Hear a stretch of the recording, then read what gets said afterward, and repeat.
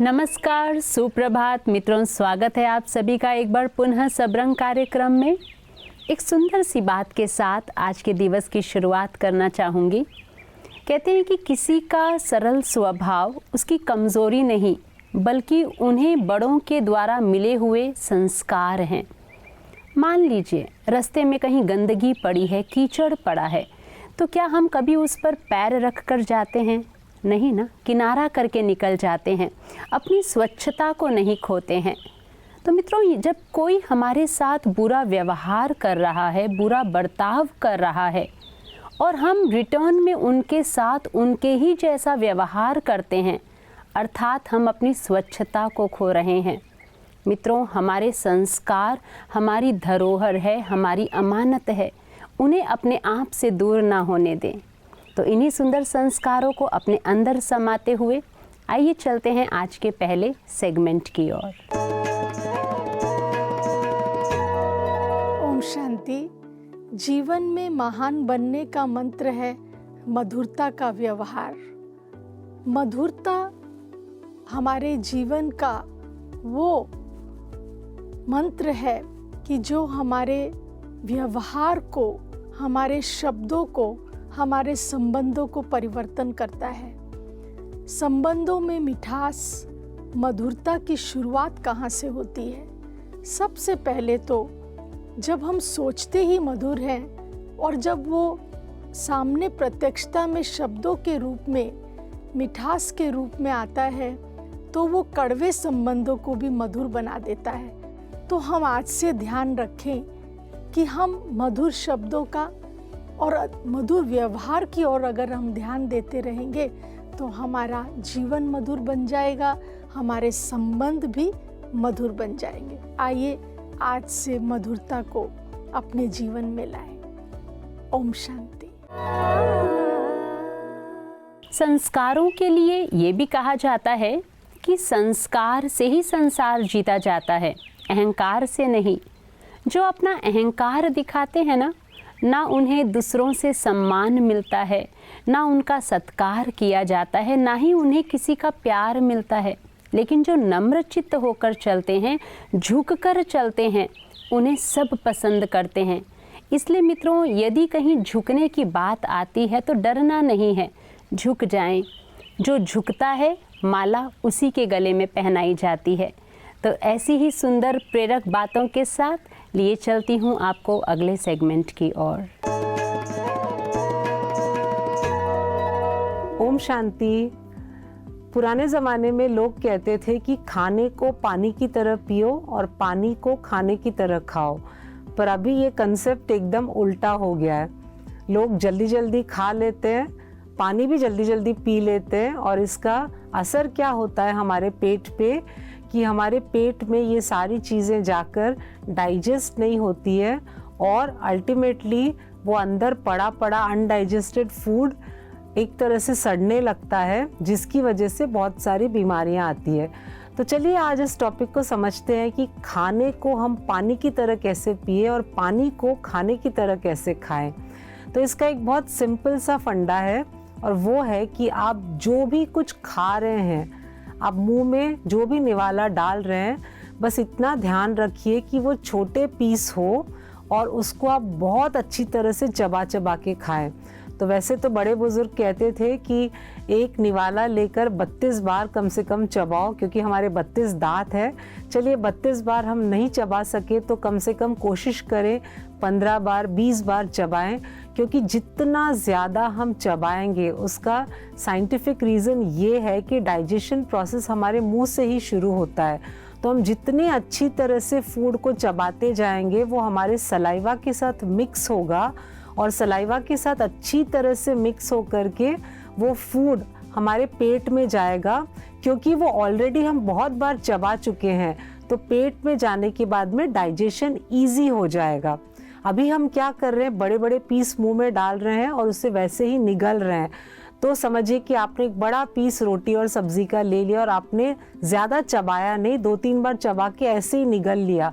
तो पेट में जाने के बाद डाइजेशन होने के लिए बहुत ज़्यादा टाइम लगता है। तो इसीलिए कहते हैं कि खाने को पानी की तरह पियो।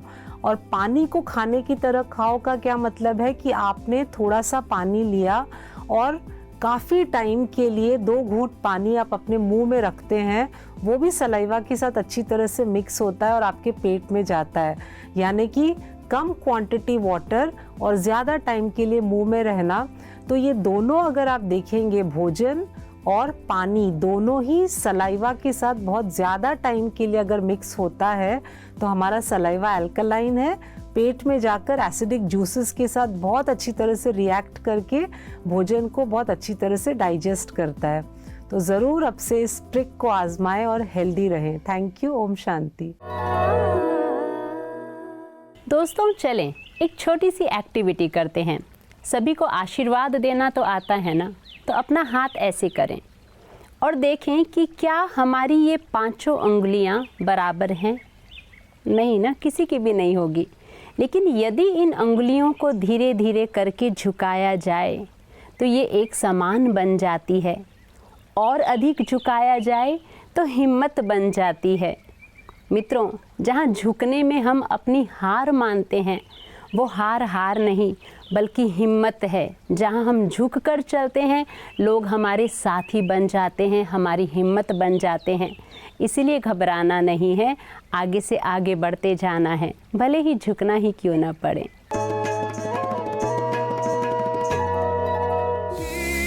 उम्मीद हम पूरा करेंगे, हर कदम आगे बढ़ते रहेंगे। तो सबसे पहले मैं आप सभी स्टार्स से पूछूंगी, हमारे बीच में जो प्यारे प्यारे बच्चे हैं, सेल्फी लेना किसको पसंद है? सबको पसंद है? मुझे बहुत पसंद है। और कितने लोग को अच्छा दिखना पसंद है? एकदम सुपरस्टार जैसे? सबको पसंद है? सबको? अरे वाह। तो सॉरी भाई, मेरे दिमाग में एक यही क्वेश्चन आ रहा है कि क्या लुक्स हमारी लाइफ में इतने इम्पोर्टेंट हैं? अगर आपको आगे बढ़ना है कामयाबी की तरफ, सक्सेस की तरफ, तो looks is that important? Yes, I do perfectly agree कि जो first dimension of anyone's personality जो होता है, if you want to become like a star, is certainly your looks. So looking good plays a very very important role. और आप बच्चों ने भी सुना होगा, the first impression is the best impression. आप कहीं पर भी जाते हैं, लोगों की नज़र आप पर पड़ती है, इसलिए looking good does play a very very important role. So let's ask our kids कि अगर आप लोग अच्छा दिखना चाहते हो तो क्या करते हो? शॉपिंग। ओके। और बाकी जन क्या करते हैं? नए कपड़े पहनते हैं और नए हेयर स्टाइल बनाते हैं। Okay, nice. और क्या करते हैं? जिम ज्वाइन करते हैं हम। ओह, जिम ज्वाइन करते हैं। जितनी अच्छी बॉडी रहेगी उतने ज़्यादा अच्छे दिखेंगे, राइट? यस। सो जहाँ तक मुझे समझ में आ रहा है, सब बच्चे कुछ ना कुछ अपने लुक्स को लेके इतने ज़्यादा कॉन्शियस हो गए हैं आजकल कि कभी कोई शॉपिंग कर रहा है, कोई बाल हाईलाइट्स कर रहा है, कोई मेकअप करवा रहा है। तो अदिति जी, आप मुझे बताइए कि क्या इतना कॉन्शियस होना इतनी टीनेज में, is it a right thing? Looking good is okay, और उसके लिए अगर आप थोड़ा बहुत कुछ मेकअप कर रहे हैं या ड्रेसेस पे ध्यान दे रहे हैं अकॉर्डिंग टू द ओकेजन, तो जब तक आपको वो खुशी दे रही है तब तक इट्स फाइन। लेकिन अगर वो इसलिए किया जा रहा है कि मुझे उससे बेटर लगना है, मुझे उससे ज़्यादा सुंदर बनना है, हाँ, या मेरे को उसके जैसा बनना है, तब वो कहीं एक लाइन क्रॉस होती है और जहाँ हम एक प्रेशर फील करते हैं।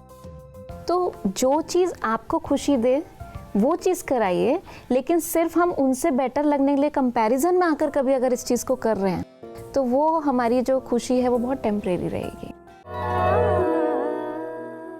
एक बहुत ही सटीक बात कि आपके संस्कार बताते हैं कि आपकी परवरिश कैसी है, और आपकी परवरिश बताती है कि आपका परिवार कैसा है। मित्रों, हमारे संस्कारों का हमारे परिवार के साथ डायरेक्ट कनेक्शन है। हम ये ना सोचें कि हमारे संस्कार केवल हमारे व्यक्तित्व को दर्शा रहा है, नहीं, बल्कि वो हमारे पूरे परिवार का इंट्रोडक्शन लोगों तक पहुंचाता है। इसीलिए कुछ भी करने से पहले हम एक बार सोच ज़रूर लें, क्योंकि हमें अपने परिवार का नाम रोशन करना है ना। तो श्रेष्ठ संस्कारों को अपने जीवन का हिस्सा बनाते हुए चलें। तो आइए इसी सुंदर बात के साथ चलते हैं आगे की ओर। कर्मयोगी बनकर जीवन के रास्ते में आने वाले जो हिसाब किताब है या कर्म भोग है उस पर विजयी होना ये बहुत ज़रूरी है आज के ज़माने में। पहले हमने क्या किया वो हमें पता नहीं है, लेकिन जो किया हुआ पूर्व कर्म हमारे सामने हिसाब किताब बनकर आ जाते हैं, अनजाने में ही सही, लेकिन जो हमसे गलती हुई है उसका फल जब हमें भोगना पड़ता है तो उस समय हम अगर समस्थिति में रहते हैं तो आगे का कर्म हमारा शुभ होगा। लेकिन हम करते क्या है, अगर हमारा कोई पिछला हिसाब सामने आया तो हम उसको रिएक्ट कर देते हैं। जब रिएक्ट करते हैं तो उससे फिर हमारे से गलतियां हो जाती हैं। इसलिए हमें भगवान ने बार बार कहा है समत्व भाव में रहो, अर्थात एकदम से रिएक्ट ना करो। कर्म तो करना है, लेकिन जैसे देखिए रास्ते में हम जा रहे हैं, वॉकिंग जा रहे हैं, पीछे से कुत्ते भौंक रहे हैं, तो क्या कुत्ते भौंक रहे हैं तो कुत्तों को देख के हम वापस भौंकते हैं क्या? नहीं है ना। हम अपने आप को एक सेफर साइड में रखते हैं, हाथ में एक डंडा पकड़ते हैं या कोई पत्थर उठाते हैं, मुड़ के देखते हैं थोड़े से दृढ़ता से, तो कुत्ते भाग जाते हैं।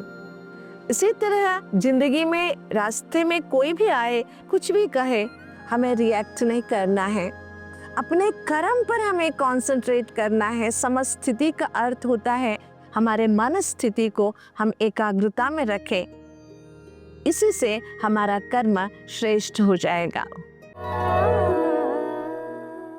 आज लगातार संस्कारों पर ही चर्चा हो रही है। संस्कारों पर ही किसी ने बहुत सुंदर ये बात भी कही है कि बात केवल आदर और संस्कार की होती है, वरना जो व्यक्ति सुन सकता है वो सुना भी तो सकता है ना। दोस्तों, हम जीवन में कभी भी किसी व्यक्ति को इतना मजबूर ना करें कि उन्हें पलटकर हमें कड़ा जवाब देना पड़े। उनका शांत रहना, चुप रहना और हमारी बातें सुनना उनके अच्छे संस्कारों को दर्शाता है। तो मित्रों, हर एक को सम्मान दें, प्यार दें, हर एक के साथ एक होकर चलें और हमें पूरा विश्वास है कि हमारे आप सभी दर्शक हर एक को सम्मान देते हुए ही चलते हैं। और इसी विश्वास के साथ आज आपसे विदाई लेती हूँ। कल पुनः मुलाकात होगी। नमस्कार। ओम शांति।